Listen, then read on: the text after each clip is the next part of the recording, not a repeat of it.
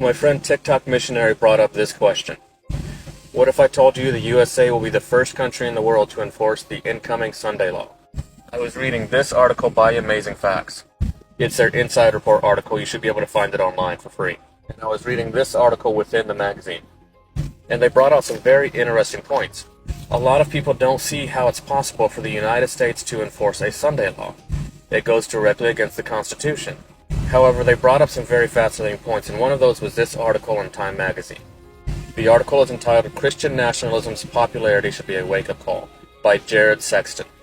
And this gentleman brought up the point that what we're seeing in American society today, specifically in religious politics, is how everything we're seeing is what led up to the Dark Ages forming. It's what led up to the union of church and state in ancient Rome. It's what led up to the formation of the papacy and the formation of them being the Antichrist power.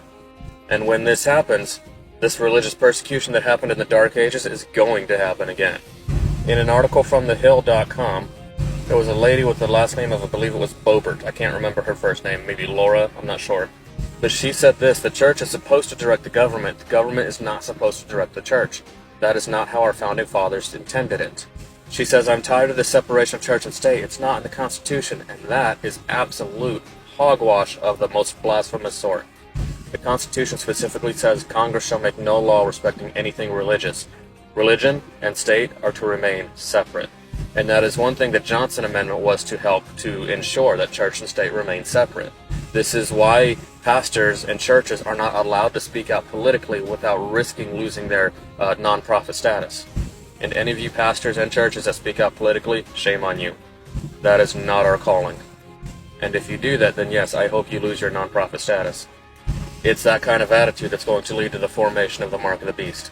It's the attitude of Christian nationalism, which is Christians getting involved in politics, is what will lead to the downfall of this country. I guarantee, I promise you. And in another point brought out from this article from Amazing Facts, they're finding that people's politics are dictating their religious choices, not the other way around. The problem is that evangelicals are becoming political and losing their Christianity. Jesus said, my kingdom is not of this world.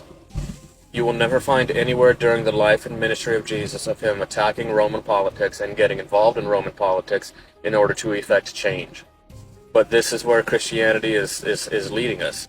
Modern Christianity has rejected God's law, and as a result, sin prevails all over the world. You want to know why the world is in such a bad state? Christians. Christians who have rejected God's law are to blame for the largest part of sin in the world. And when they realize it, and they realize that God is not happy, they will enforce the mark of the beast as a way to try and please God.